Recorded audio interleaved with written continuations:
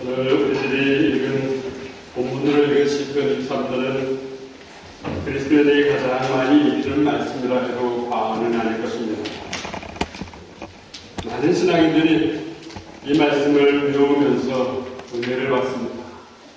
또 외우면서 위로를 받고 또 이 말씀을 외우면서 치유함을 얻기도 합니다. 또 이 말씀은 그림으로도 많이 표현됩니다. 그림으로 표현된 이 말씀을 감상하면서 평안함을 얻게 되는 것입니다. 제가 어렸을 때는 집집마다, 가게마다 예수님 목자이시고 양들이 주변에 있는 이 그림을 걸려있지 않은 집이 없을 정도로 참 좋아하는 그런 그림이었습니다. 그 그림을 보면서 마음의 평안을 찾았던 것입니다. 그런가 하면 요즘 젊은 세대들은 시편 23편을 찬양의 가사로 표현하고 찬양의 멜로디를 새로운 멜로디로 작곡을 해서 만들면서 또 그 찬양을 부르면서 또 그 찬양을 부르면서 은혜를 받고 있습니다. 이 시편 23편이 다양하게 우리에게 주는 은혜인 것입니다. 오늘 시편의 저자인 다윗은 우리가 잘 아는 대로 원래 양치는 목자였습니다. 그래서 누구보다도 양들의 수령을 잘 알고 있었습니다. 그런 다윗은 어느 날 하나님과 자신과의 관계를 생각하게 됩니다. 그러다가 하나님과 자신의 관계가 목자와 양과의 관계와 같다는 것을 깨닫게 됩니다. 그래서 고백합니다. 여호와는 나의 목자이십니다. 여호와가 나의 목자이시니 내게는 부족함이 없습니다. 다윗은 자신을 하나님 앞에서 양으로 생각합니다. 양들의 목자의 도움 없이는 아무것도 할 수 없음을 생각하면서 하나님의 도우심 없이는 아무것도 할 수 없는 자신을 발견한 것입니다. 원래 양들은 아주 약합니다. 순합니다. 어떻게 보면 미련하기까지 한 동물입니다. 목자의 도움 없이는 풀이 있는 것을 제대로 찾아갈 수가 없는 것입니다. 목자의 도움 없이는 물이 있는 곳을 제대로 찾아갈 수가 없는 것입니다. 또 이들은 얼마나 순하고 미련한가 하는 양들이 줄을 쥐어서 움직이다가 앞서가는 양이 잘못하여서 언덕으로 오르면 그 뒤로 계속해서 굴러 떨어진다는 것입니다.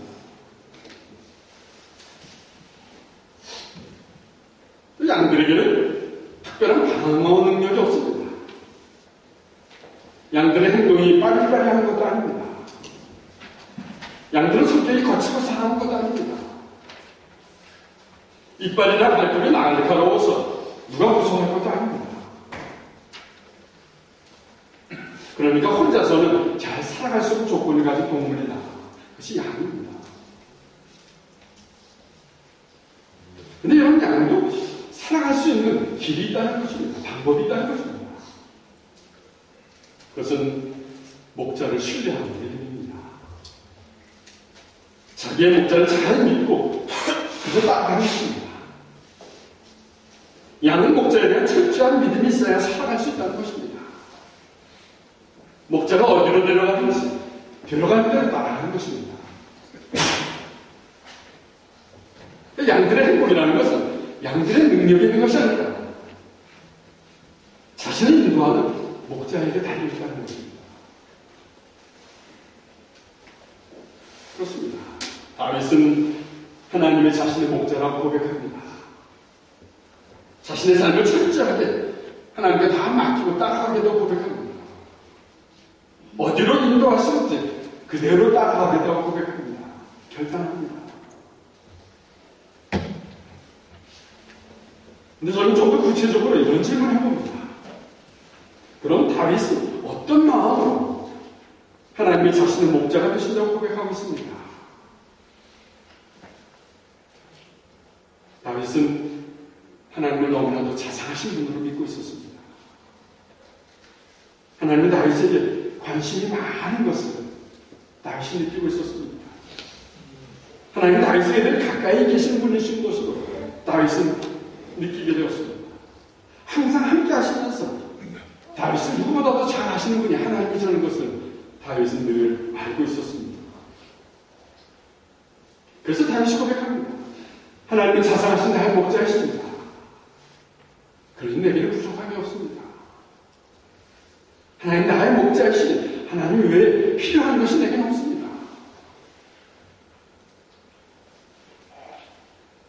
근데 문제는 이스라엘 백성들입니다. 이들은 다윗과는 다르게 하나님만을 바라보고 살 수가 없었습니다. 보이지 않는 하나님만 바라보자니 답답한 것이 참 많았습니다. 하나님 말씀을 따라서 살려니 불편한 것이 너무나도 많았습니다. 더구나 주변에 강대국들이 쳐들어옵니다. 언제라도 이스라엘을 덮칠 계획을 하는 그 주변의 강대국을 바라보니 이스라엘이 너무나도 불안한 것입니다. 그래서 이스라엘은 양다리를 걸치기 시작합니다. 하나님보다는 눈에 보이는 좋은 것에 마음을 빼앗깁니다. 말씀대로 산다고 하지만 불이익을 당할 때는 달라집니다. 하나님보다는 당장 편리하고 하나님보다는 당장 이익이 되는 세상을 따라가기 시작하는 것입니다. 편리하고 이익이 되는 세상을 따라가다 보면 어떻습니까? 좋아 보이는 세상의 것들이라는 것이 끝이 없는 것입니다. 좋아 보여서 잡으면 또 다른 곳에 더 좋은 것들이 있는 것입니다. 그래서 또 다른 곳에 좋은 것을 쫓아가게 되는 것입니다. 그래서 갈수록 화려하고 갈수록 신기하고 갈수록 재미있는 삶을 쫓아서 살아간다고 이야기합니다. 이런 삶을 쫓아가는 많은 사람들은 이런 말들을 합니다. 하나님을 붙잡고 살아가는 사람들은 세상의 좋은 것들 다 포기하고 살아야 합니다. 세상의 좋은 것들은 다 놓고 살아야 합니다. 재미도 없고 늘 답답하고 숨막히는 삶을 살아가고 있습니다. 그러나 다윗은 다른 고백을 합니다. 오늘 본문 2절의 말씀입니다. 같이 읽어봅니다. 그가 나를 푸른 풀밭에 쉬게 하십니다. 여호와는 나를 잔잔한 물가로 이끌어 쉬게 하시며 나에게 새 힘을 주십니다. 양들에게 있어서 푸른 풀밭, 양들에게 있어서 잔잔한 물가, 푸른 풀밭과 잔잔한 물가라는 것은 양들의 삶의 전부를 의미하는 것입니다. 선한 목자에게 이끌려서 푸른 풀밭, 잔잔한 물가에서 먹고 쉬며 힘을 얻는 것입니다. 양으로서는 더 이상 바랄 것이 없는 풍성하고 안전한 것입니다. 하나님께서 우리들을 양으로 부르신 목적이 있습니다. 하나님은 우리들을 노예 삼으려고, 종으로 삼으려고, 뭔가 부리려고 부르신 것이 아니라는 것입니다. 하나님은 우리를 광야로 원하면서 굶주리게 하시는 우리를 부르신 것도 아니라는 것입니다. 하나님께서 우리들을 양으로 부르신 것은 좋은 풀밭, 좋은 물이 흐르는 곳에서 쉬게 하시는 것입니다. 그것을 우리를 이끄셔서 풍성하게 하시는 것입니다. 그것이 우리를 부르시는 하나님의 목적입니다. 예수님께서 이런 말씀하셨습니다. 요한복음 10장 10절의 말씀입니다. 같이 읽어봅니다. 도둑은 훔치고 죽이고 하게 하기 위한 목적으로 온다. 그러나 나는 양들이 생명을 더욱 풍성히 얻게 하기 위해서 왔다. 도둑은 양을 훔치려고 파괴하려고 합니다. 네, 예수님께서는 양들에게 생명을 주시기 위해서 오셨습니다. 양들의 삶을 더 풍성하기 위해서 오셨습니다. 왜 생명이 필요하고 왜 풍성함이 필요한 것입니까? 사실은 양들이 살고 있는 환경에는 양들에게는 감당하기 힘든 거친 물살의 물가도 있을 것입니다. 양들이 살고 있는 환경에는 마시면 죽을 수 수도 있는 폐수가 흐르는 물가도 있을 것입니다. 또 양들이 사는 환경에 양들이 찾아먹기에는 화려하고 신기한 것들이지만 눈에 보기에는 좋고 냄새도 좋은 풀이지만 그런 풀들이 양들을 해치는 독풀일 수도 있는 것입니다. 그래서 양들이 스스로 물을 찾고 양들이 스스로 풀을 찾는다면 위험이 있는 것입니다. 그러나 목자와 함께하는 양들은 걱정이 없습니다. 목자를 신뢰하고 목자를 따르는 양들에게는 두려움이 없습니다. 왜냐하면 양들은 목자와 함께 이미 좋은 물을 마셨습니다. 이미 좋은 풀을 뜯어먹었기 때문인 것입니다. 거친 물살에 물가고 위험한 물도 생명을 해치는 독풀도 목자와 함께 다 피할 수 있었기 때문인 것입니다. 그래서 오늘 4절에서 다윗이 이런 고백을 합니다. 4절 전반절입니다. 같이 읽어봅니다. 내가 범상한 죽음의 골짜기를 지나가게 된다 하더라도 나는 겁나지 않습니다. 그것은 주님께서 나와 함께 계시기 때문입니다. 음산한 죽음의 골짜기를 지나가게 된다 하더라도 무슨 의미하는 것입니까? 우리가 매일매일 느끼고 우리가 매일매일 살고 있는 것처럼 우리가 살고 있는 이 세상은 만만치가 않다는 것입니다. 우리는 매일매일 세상과 어우러진 우리의 죄성을 발견하게 될 것입니다. 우리 스스로 생각하는 것들이 얼마나 악한 것입니까? 우리가 날마다 생각하고 우리가 날마다 행동하는 것은 또 얼마나 어두운 것입니까? 또 우리를 유혹하는 어두운 것들이 이 세상에 얼마나 많습니까? 이곳 사람들에게 주는 언어가 주는 두려움은 또 어떻습니까? 이곳에 살면서 편지 한 장을 받아도 가슴이 두근두근 두려워서 어쩔 줄 몰라 합니다. 우리가 하나님의 사람으로 살아간다고 하지만 우리는 날마다 이런 음침한 골짜기를 지나가고 있는 것입니다. 우리를 무너뜨리고 하고 우리를 쓰러지게 하는 세상에서 우리가 살고 있는 것입니다. 근데 중요한 사실은 주님께서 나와 함께 하십니다 하는 것입니다.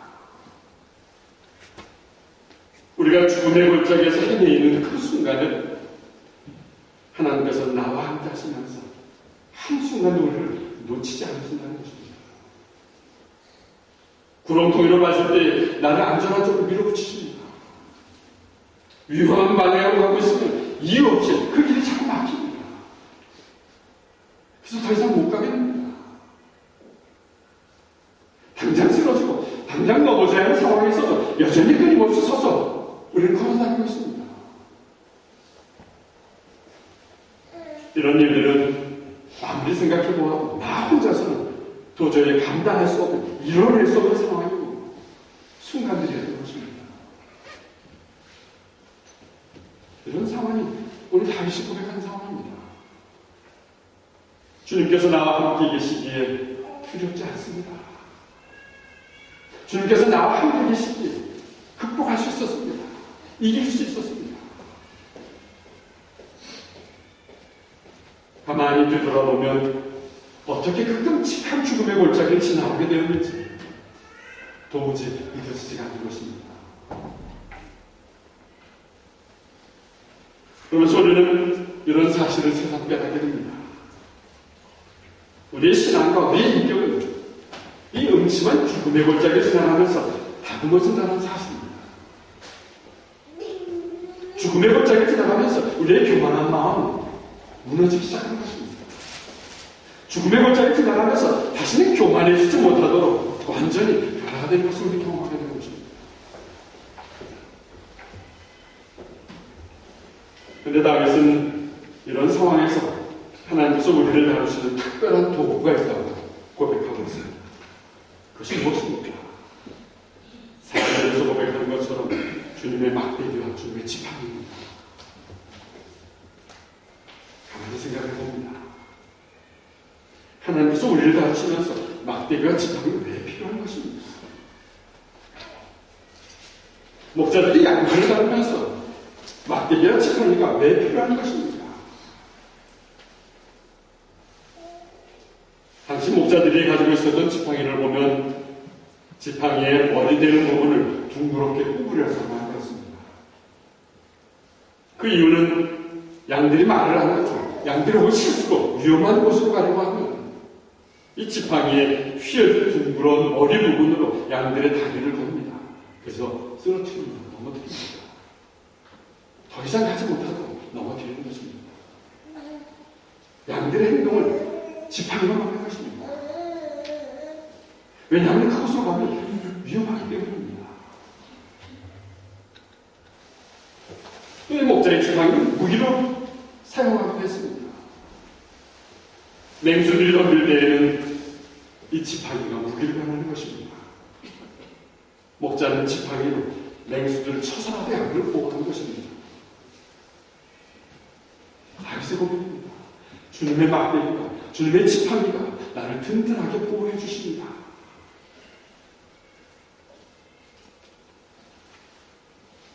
근데 사실 우리들에게는 이렇게 겉으로 나타나는 죽음의 골짜기보다 더 위험한 상황이 있습니다. 겉으로 나타나는 죽음의 골짜기보다 더 위험한 것은 우리들의 이 영적인 침체입니다. 우리가 우리 마음의 깊은 골짜기로 빠져들어가는 그런 상황입니다. 우리들에게 찾아오는 이 영적인 침체는 특별히 다음과 같이 찾아오는 것이 아주 타격적입니다. 그것은 하나님의 사람들이 세상 사람들의 분위기, 세상 사람들의 기준을 따라서 살아가는 것입니다. 하나님의 사람들에게는 하나님의 기준이 있습니다. 근데 그것을 버리고 세상의 기준을 따라가는 것입니다. 그러면서 습관적으로 잘못해갈 때 하나님의 사람들은 영적인 침체를 맞이하게 됩니다. 거짓말을 하고 싶지 않는데 주변의 분위기가 자꾸 거짓말을 하랍니다. 하면 안 되는 것을 잘 알고 있습니다. 그럼에도 그 일을 계속해서 하고 있습니다. 남들의 눈에 드러나지 않으면 아무렇지 않다고 하면 안 되는 일을 계속하고 있는 것입니다. 그런데 이렇게 하는 일들이 얼마나 크게 나쁜 것입니까? 얼마나 크게 지장을 주는 것입니까? 당장 그렇지 않을 것입니다. 이런 일을 한다고 해도 당장 큰 일들이 나지 않을 것입니다. 큰 일은 아니지만 하면 좋지 않다는 것을 알면서도 습관적으로 자꾸 하다 보면 결국은 영적인 침체를 맞이하게 될 것입니다.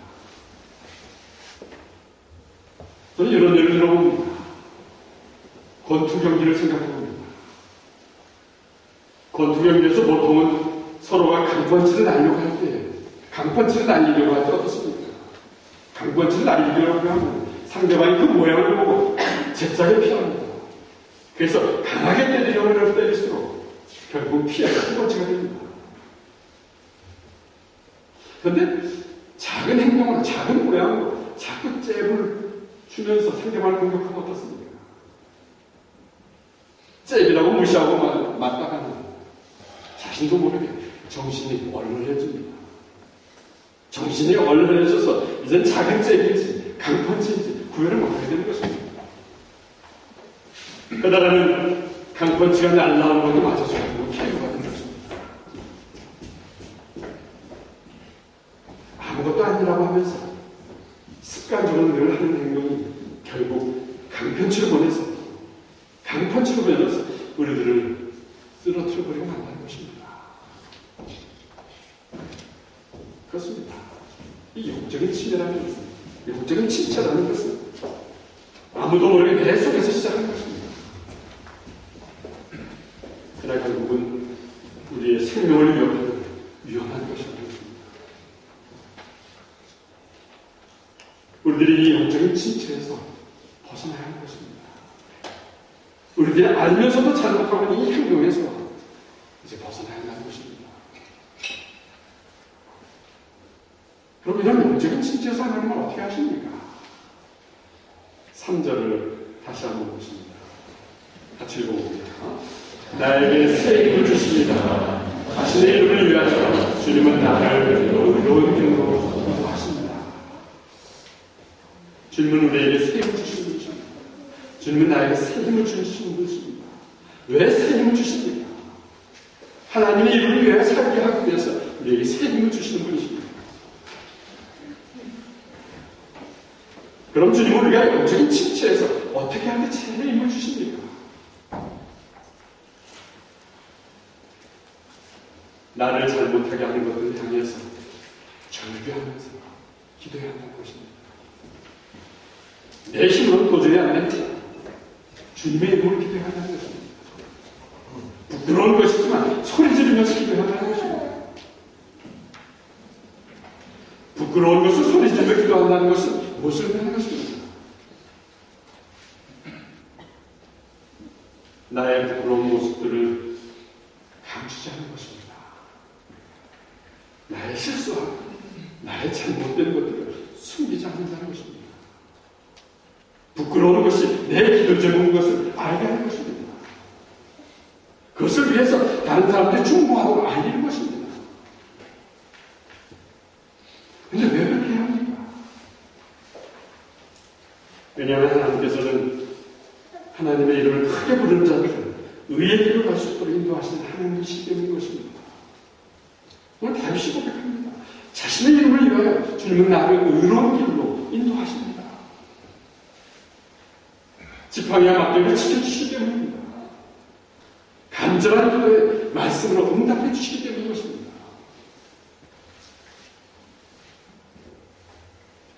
그런데 사실은 우리들이 부끄러운 모습을 드러내고 하나님만 의지한다고 기도할 때에 사람들은 이렇게 조롱합니다. 약삭 빠르지 못하고 어리석은 사람이라고 조롱합니다. 우리의 부끄러운 모습을 드러내고 하나님만 의지한다고 할 때에 사람들은 우리가 미련하고 바보 같다고 무시합니다.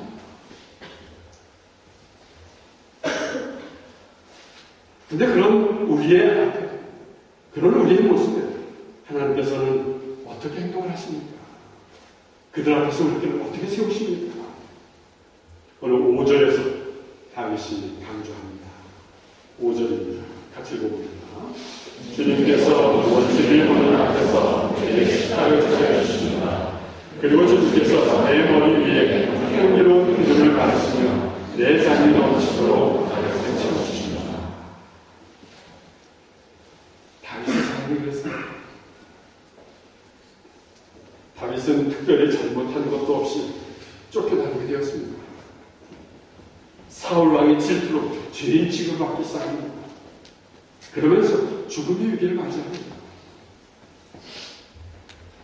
그런데 하나님께서는 이런 죽음의 고난 속에서도 다윗이 어떻게 하나님을 위하여서 하나님의 이름을 위하여서 사는지 보고 계셨습니다. 다윗은 이런 죽음의 위협 속에서도 하나님을 원망하지 않았습니다. 오히려 하나님을 더욱 신뢰합니다. 하나님을 신뢰하며 부르짖었습니다. 그때마다 하나님은 다윗에게 힘을 주셨습니다. 그때마다 하나님은 피할 길을 주셔서 고난을 극복하게 하셨습니다. 결국 다윗의 머리에 기름 부어서 왕으로 세우셨습니다. 다윗은 그 기쁨에 고백합니다.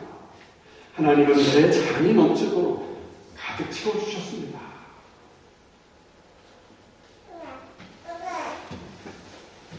하나님의 사람으로 살아가는 우리의 삶에는 늘 찾아오는 그런 상황입니다. 우리는 주변의 사람들의 반대에도 하나님을 잘 따르겠다고 결심합니다. 그런데 종종 사람들에게 미움을 받을 때가 있습니다. 하나님의 말씀을 잘 따른다고 행동하면 행동할수록 사람들에게 미움을 받을 때가 있는 것입니다. 예를 들면 이런 것입니다. 주일날은 오후에만 연습하기로 결정하고 어쨌든지 예배를 드린다고 결정합니다. 주일날은 개런티를 2배를 주어도 안 가고 예배를 드린다고 결정합니다. 내가 나는 직장을 주일을 잘 섬길 수 있는 직장 아니면 나는 안 가겠습니다. 고백합니다.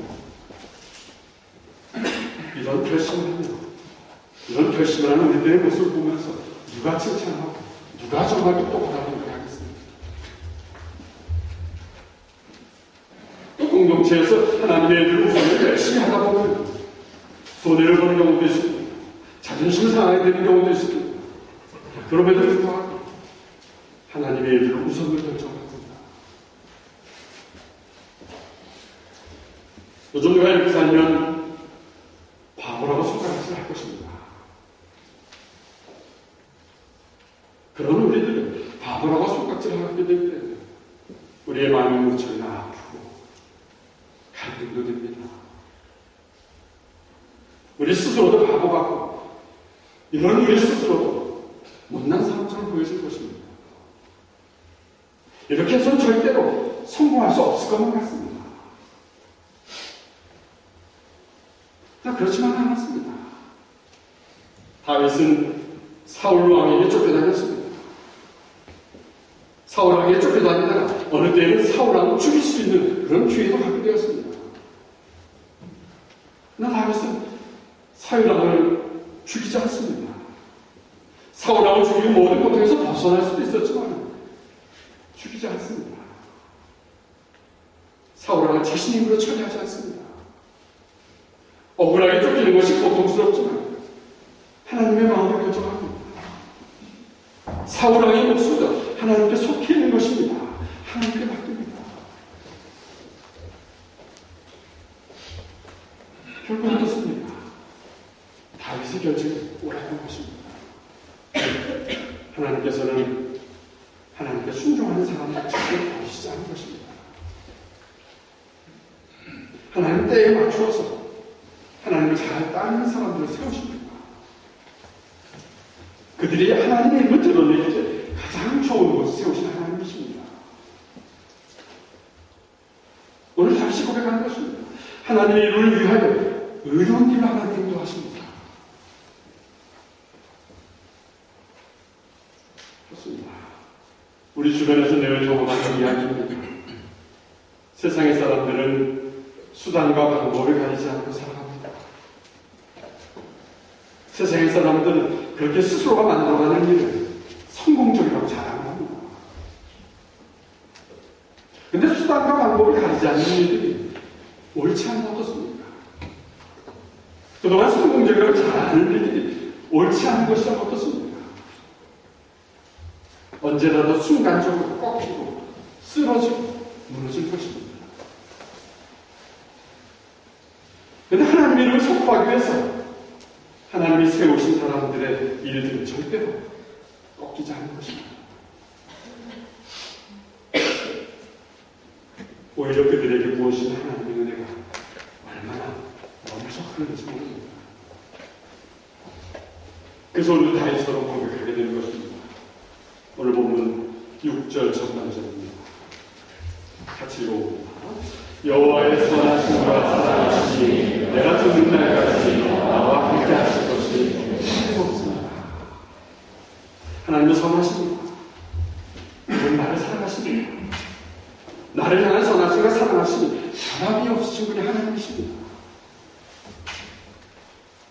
그러니 아닌 우리는 미련하고 어리석다 할 정도로 목자이신 하나님을 신뢰한다는 것입니다. 신뢰하면서 목자이신 하나님이 인도하는 것을 따라가야 하는 것입니다. 그래서 만만치 않은 이 세상에서도 풍성하고 아름다운 삶을 살 수 있는 것입니다. 그래서 우리의 미래가 소망인 것입니다. 사랑하는 여러분, 하나님의 사람들이 음침한 죽음의 골짜기에서도 긍정적이 한다는 것은 무조건 미래를 좋게만 바라보는 것이 아닌 것입니다. 그런 것이 아니라 여호와께서 나의 목자시기에 나의 삶에 목자가 함께 하신다는 확신 때문에 긍정적이라고 하는 것입니다. 여호와가 나의 목자시기에 나에게는 부족함이 없습니다. 여호와가 나의 목자시기에 나는 넘어져도 다시 일어날 수 있습니다. 여호와가 나의 목자시기에 담대함으로 나는 앞으로 나아갈 수 있습니다. 이것이 우리 그리스도인들의 긍정적인 삶인 것입니다.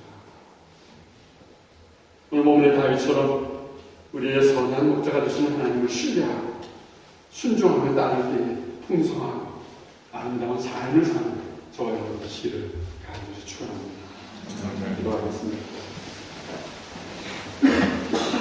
우리의 선하신 목자가 되시는 주님, 우리를 푸른 풀밭과 잔잔한 물가를 이루어 쉬게 하시고 날마다 주의 의로운 길로 인도하여 주시니 감사를 드립니다. 우리가 살고 있는 세상은 여전히 우리를 유혹하고 우리를 넘어뜨리고 상처를 주고 고통을 주는 세상입니다. 그래서 불안하고 두렵게 하는 세상입니다. 그러나 주님, 그런 세상 속에서도 주님이 나와 함께 하시기에 겁나지 않습니다. 두렵지 않습니다. 우리가 헤매는 순간에도 놓치지 않고 붙으시는 주님이시기에 지금까지 숨쉬며 살아왔음을 고백하게 됩니다. 주님, 이제 저희들의 삶이 더욱 선하신 목자, 날 사랑하시는 주님, 그 주님이 이끄시는 대로 따라갈 수 있도록 성령으로 도와주시옵소서. 특별히 주님, 주님의 막대기와 지팡이가, 주님의 말씀이 우리의 삶에 늘 능력이 되어서 그 말씀을 들며 살아갈 때 영으로 깨어있는 삶이 되게 하시고 주님의 이름을 선포하는 하나님의 사람들의 삶으로 살아갈 수 있도록 역사해 주시옵소서. 예수님의 이름으로 기도드렸습니다. 아멘. 선하신 목자, 나의 사랑